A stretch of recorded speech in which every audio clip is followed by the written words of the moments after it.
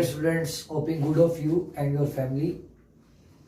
Dear students, chapter number 2 में differentiation को discuss कर रहे थे. डिफरेंशिएशन की डेफिनेशन और उसके रूल्स को डिस्कस करने के बाद आज हम कुछ प्रॉब्लम्स, कुछ न्यूमेरिकल सॉल्व करेंगे जिसमें हम बेसिक फंडामेंटल रूल्स का यूज करेंगे. तो एक्सरसाइज है आपके पास 2.3 जिसका क्वेश्चन नंबर 6 है जो कि मोस्ट इंपॉर्टेंट है according to board point of view. और क्वेश्चन है आपके पास under root x -1 by under root x whole square. इस क्वेश्चन को सॉल्व करने के वेरियस मेथड्स हैं, डिफरेंट टेक्निक्स यूज की जाती हैं. यानी कि आप डायरेक्ट जो है वो फार्मूला भी अप्लाई कर सकते हैं, आप डायरेक्ट यहां पर पावर रूल भी अप्लाई कर सकते हैं. तो it is up to you कि आप किस अलजेब्रिक टेक्निक का यूज यहां करते हैं. तो इसके सॉल्यूशन में सबसे पहले, क्योंकि हमें डिपेंडेंट और इंडिपेंडेंट की पहचान करनी होती है कि हमारे पास डिपेंडेंट वेरिएबल कौन सा है और इंडिपेंडेंट वेरिएबल कौन सा है, तो इसलिए हम यहां पर सपोजिशन करते हैं कि हमारा दिया गया फंक्शन जो है ये y के इक्वल है. अब जो हमारे पास इक्वेशन की लेफ्ट हैंड साइड है ये हमारे पास डिपेंडेंट साइड होगी, जो राइट हैंड साइड है वो इंडिपेंडेंट साइड होगी. और हम किसी भी फंक्शन को जो डिफरेंशिएट करते हैं ये always with respect to independent variable करते हैं, और राइट हैंड साइड पर जो वेरिएबल आ रहा है वो है x. तो हम यहां लिखेंगे differentiate with respect to x. तो आप बोथ साइड इस इक्वेशन के d/dx जो है वो अप्लाई करेंगे. d/dx आपने बोथ साइड अप्लाई किया. अब लेफ्ट साइड पे डिपेंडेंट और इंडिपेंडेंट आपके पास सेम नहीं है. जब डिपेंडेंट इंडिपेंडेंट सेम नहीं तो बाय यूजुअल मल्टीप्लीकेशन ये आपके पास बन जाएगा dy/dx, जो कि first derivative of the given function को रिप्रेजेंट करता है. अब यहां पर आपके पास ये बेस है और पावर उसकी कांस्टेंट आ रही है. तो जब फंक्शन की पावर कांस्टेंट आएगी then we apply power rule.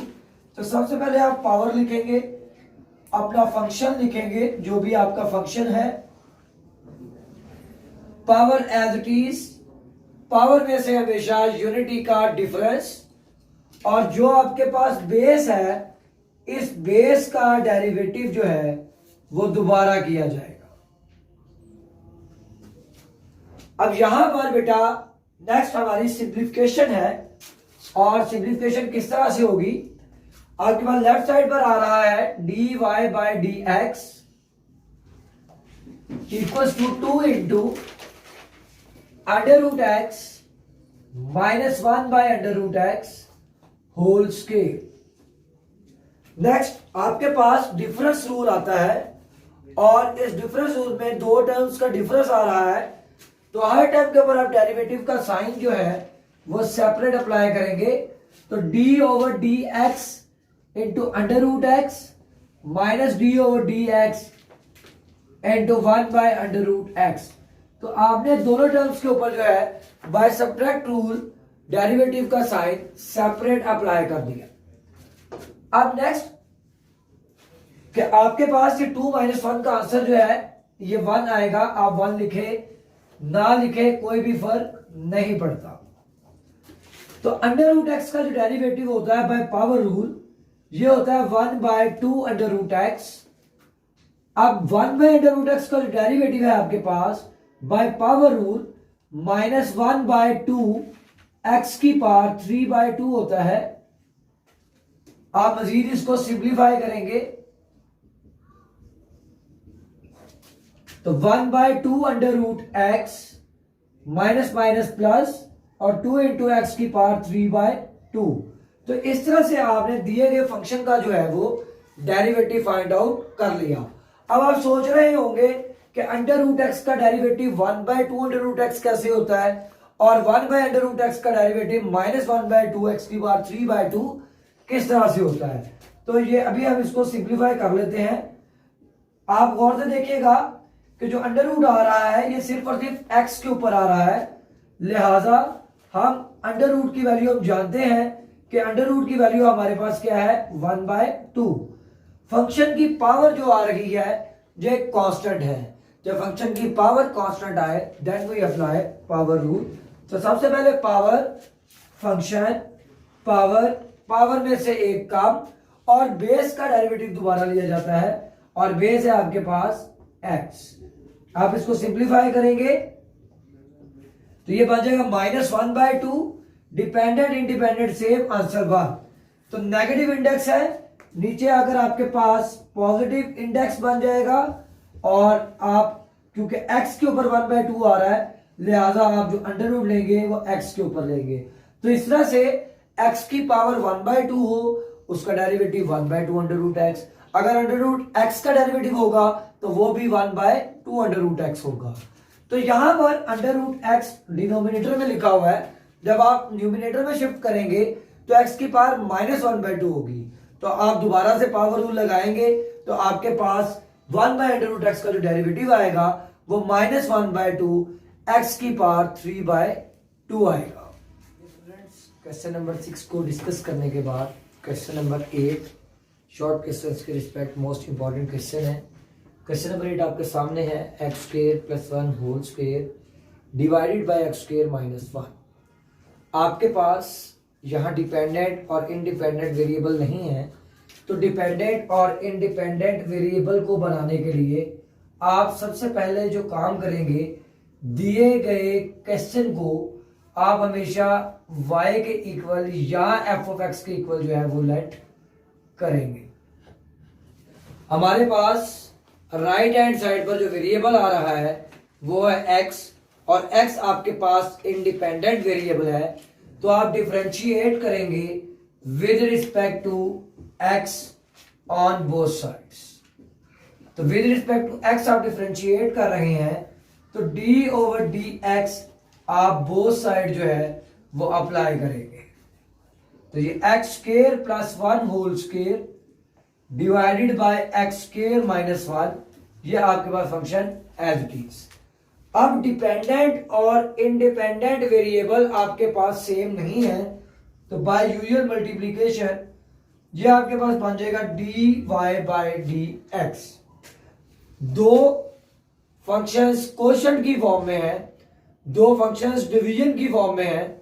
जब दो फंक्शंस कोशेंट की फॉर्म में हो, डिवीजन की फॉर्म में हो, फ्रैक्शन की फॉर्म में हो, तो आप कोशेंट रूल को अप्लाई करते हैं। डिनोमिनेटर में जो फंक्शन है उसका स्क्वायर टेक करेंगे, डिनोमिनेटर का function as it is, derivative of numerator फार्मूले का minus numerator as it is and derivative of denominator, और डिनोमिनेटर है आपके पास x² - 1। दोबारा रिपीट कर रहा हूं कि दो फंक्शंस डिवीजन की फॉर्म में होंगे तो कोशेंट रूल अप्लाई होगा।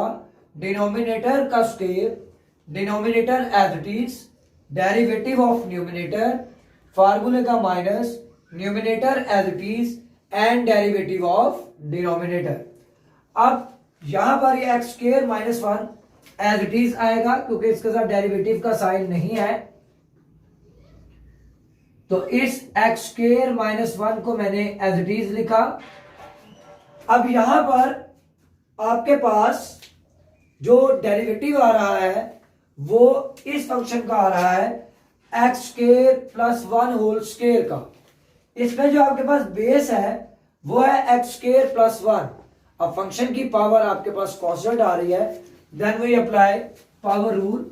तो आप सबसे पहले पावर लिखेंगे, फंक्शन लिखेंगे और पावर में से एक कम करेंगे, और जो बेस है आपके पास उस बेस का डेरिवेटिव दोबारा लिया जाएगा, और बेस है आपके पास x² + 1।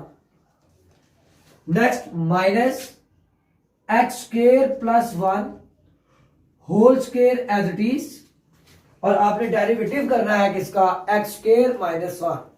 तो बाय पावर रूल जो एक्स स्क्वायर का डेरिवेटिव होता है ये 2x होता है और कांस्टेंट का डेरिवेटिव आपके पास 0 होता है। डिनोमिनेटर में आपके पास एक्सप्रेशन आ रहा है x square minus 1 whole square, वो एक्सप्रेशन आपके पास सेम एज इट इज। अब dy बाय dx जो इक्वल आ रहा है एक्स स्क्वायर माइनस 1, इसको आप सिंप्लीफाई करेंगे 2 इंटू एक्स स्क्वायर प्लस 1 और एक्स स्क्वायर का डेरिवेटिव आपके पास 2x और कांस्टेंट 1 है, 1 का कांस्टेंट का 0, तो 2x प्लस 0 का answer 2x minus x square plus 1 whole square और 2x माइनस 0 आंसर आपके पास 2x। डिनोमिनेटर में जो भी एक्सप्रेशन है ये सेम एज इट इज आएगा। यहां तक आपने डेरिवेटिव जो है वो फाइंड आउट कर लिया है। अब इसकी मजीद जो है वो सिंप्लीफिकेशन है। सिंप्लीफिकेशन में हम ये देखेंगे कि इनमें कौन सी टर्म कॉमन आ सकती है।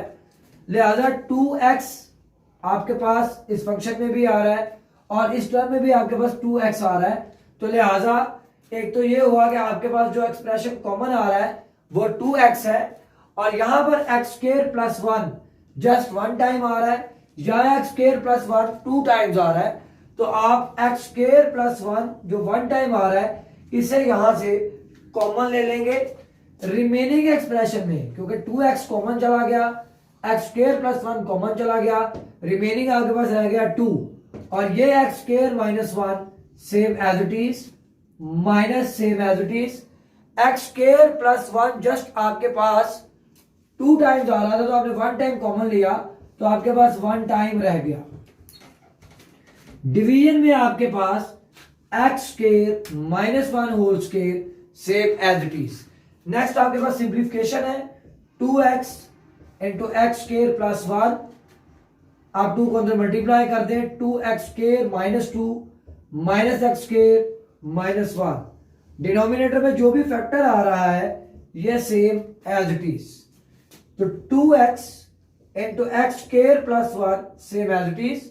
2x स्क्वायर में से आप एक एक्स स्क्वायर माइनस कर दे तो एक्सप्रेशन आ जाएगा एक्स स्क्वायर माइनस 2 माइनस 1 का आंसर माइनस 3। डिनोमिनेटर में जो भी एक्सप्रेशन है वो आपके पास सेम एज इट इज। तो इस तरह से आप दिए गए फंक्शन का जो है वो डेरिवेटिव फाइंड आउट करेंगे। क्या हमने किया कि दो फंक्शन डिवीजन की फॉर्म में थे और हमने क्वोशिएंट रूल अप्लाई कर दिया।